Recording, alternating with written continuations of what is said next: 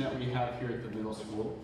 It is an opportunity to welcome you to our amazing school where a lot of amazing things happen. So let's just, again, give one more warm welcome to our 6th grade incoming class. All right, so here we are, brand new school year. We hopefully have a chance to, or we have already had a chance to set our goals for this incoming school year. So for my 7th and 8th graders who are returning to us, for the first time in the history of the middle school, we have a tradition of a theme, and every year is a different theme. But I'm here to share with you that for the first time ever in the middle school, we have a theme that's coming back to us for a 2nd straight year, because it is this simple. We are not done with grit. The official 2015-16 school year theme for the middle school is Grit and Growth, a Mindset. And a mindset simply means is you have to believe it. You have to understand it, you have to appreciate it, and you have to believe it. All of you are involved in the STEM classes. STEM, of course, is science, technology, engineering, and math. There are just too many cool things about STEM for almost all of you at your age to not love. I think one of the coolest things, and one of the things that I want to present to you in this next half an hour or so, is an opportunity to really compare something that is right now very trendy in STEM, very much a thing that a lot of people are talking about. And then in about 15 minutes, okay, we're talking about 2015 and what science and engineering looks like. We're going to be talking about the 1700s and what science and engineering look like. But let's first talk about 2015. So there's a gentleman here, a guest here. We're going to show a quick introduction video that will introduce to you the science, the technology, the engineering that he is involved in, and then we're going to give you a quick presentation of what he does.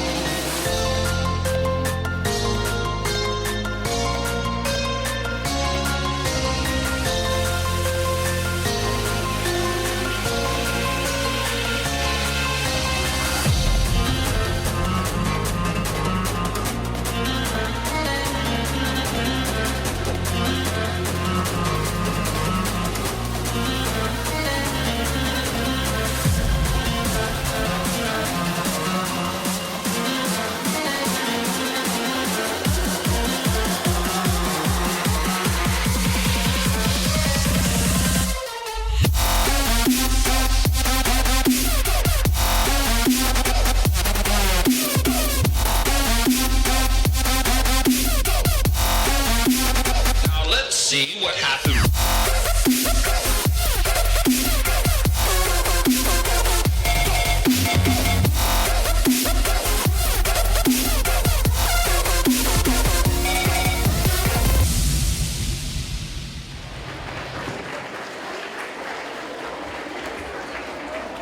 Okay, if someone has an an educational guess to what STEM had to do with that.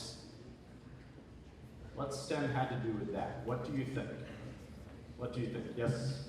The aerial drone used to record the video. Excellent. So the aerial drone that was used to record the video.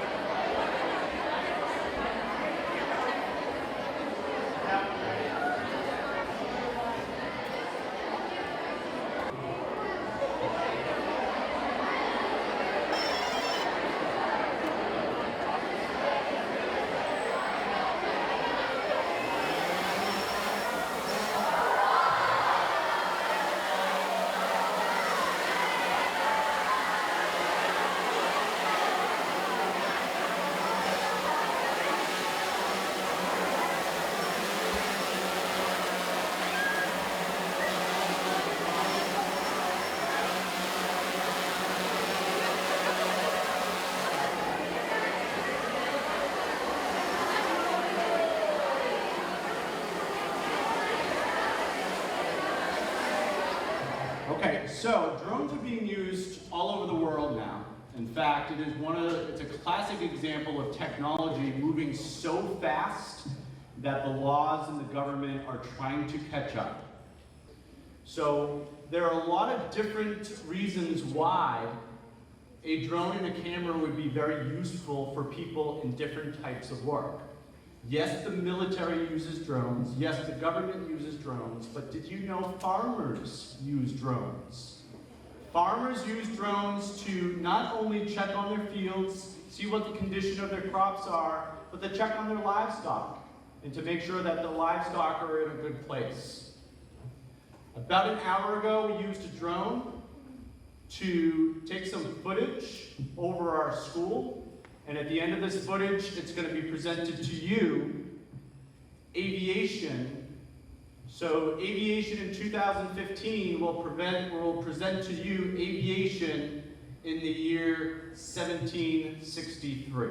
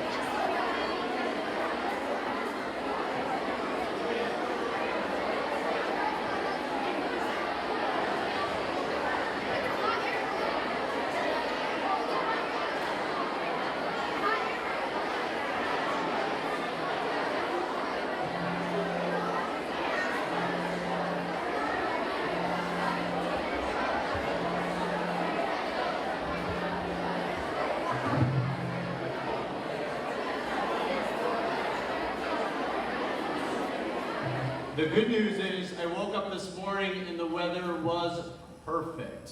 And I said to myself, I owe the 7th grade a hot air balloon.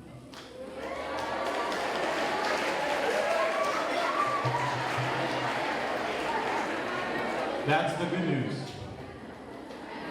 The bad news is, when all of you were out at lunch, I was out at lunch, and boy, it was beautiful.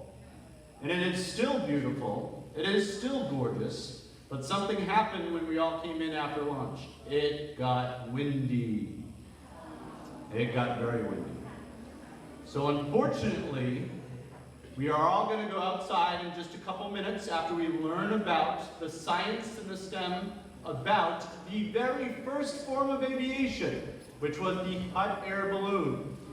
So we're going to welcome a guest to stage in just a couple minutes. We are still going to go outside, but the same thing that you saw here from the overhead shot is what you will see outside as well. I want to introduce you to a guest to the middle school. In fact, I don't even think I introduced you to a licensed filmmaker and the operator of the drone. If you could give just a warm welcome, even though his presentation is over, to Justin Hebert.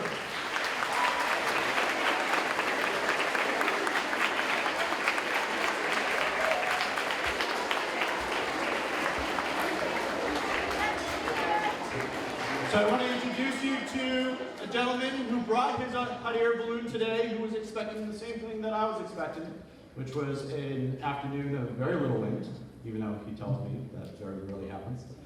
I'm going to introduce you to Tony Sika, who's going to be sharing a little bit about the science and STEM behind hot air balloons. Tony?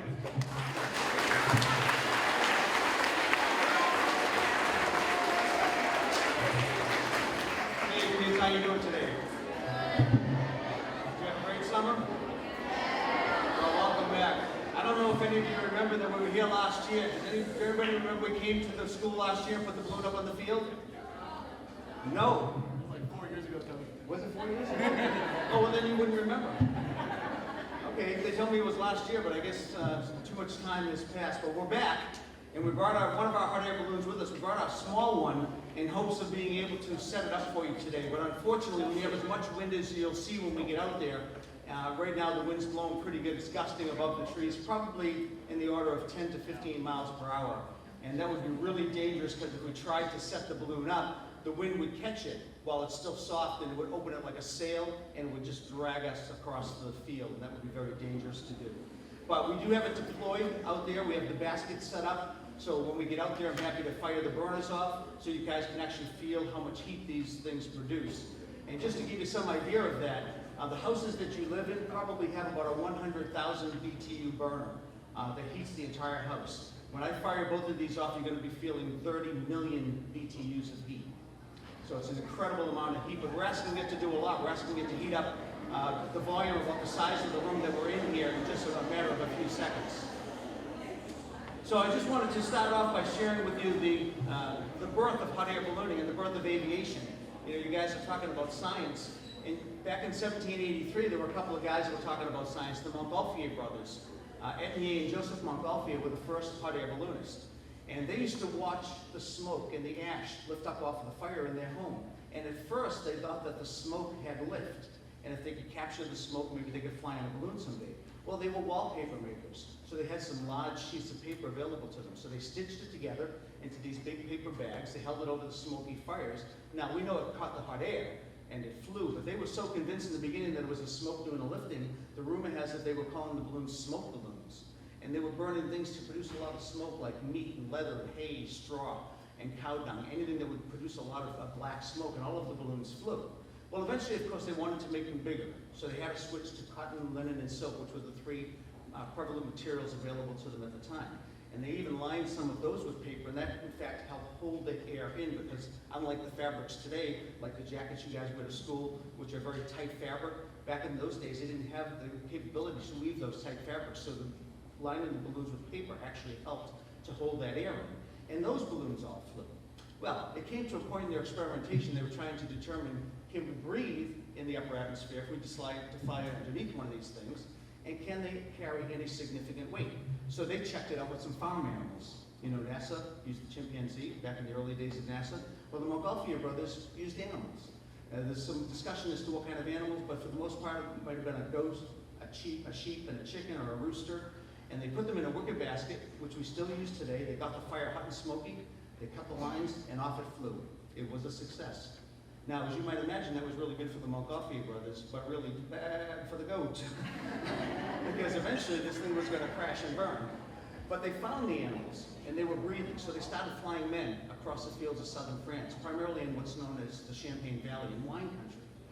And when they landed, the farmers thought that they were being attacked. Now, you got to remember, guys, this was 100 years before the Wright brothers. We've all heard about the Wright brothers, right?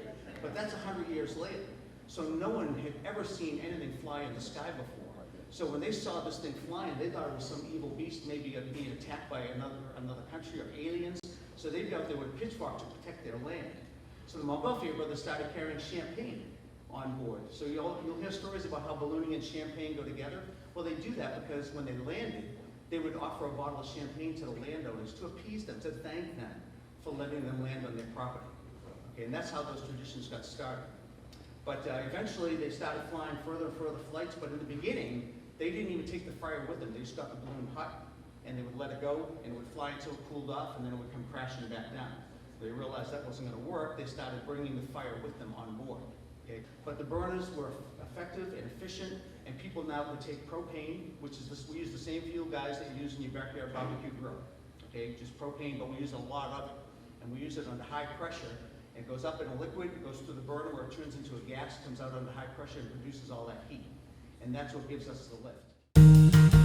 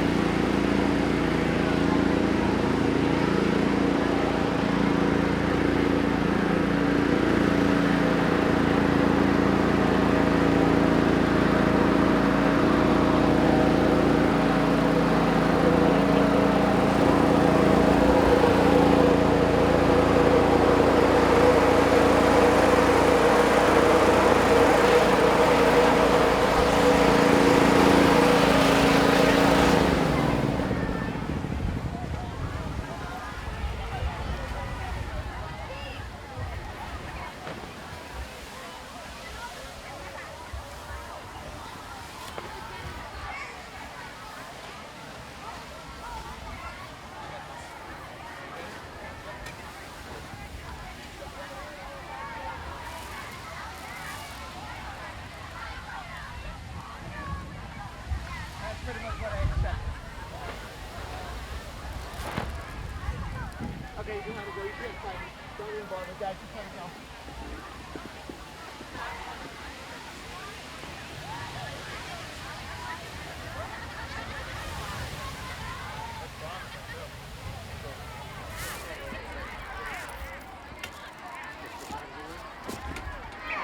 So we talked earlier about how much heat these things produce. So I'm going to fire them off so you can feel it for yourself, okay? 30 million BTUs of heat. All right?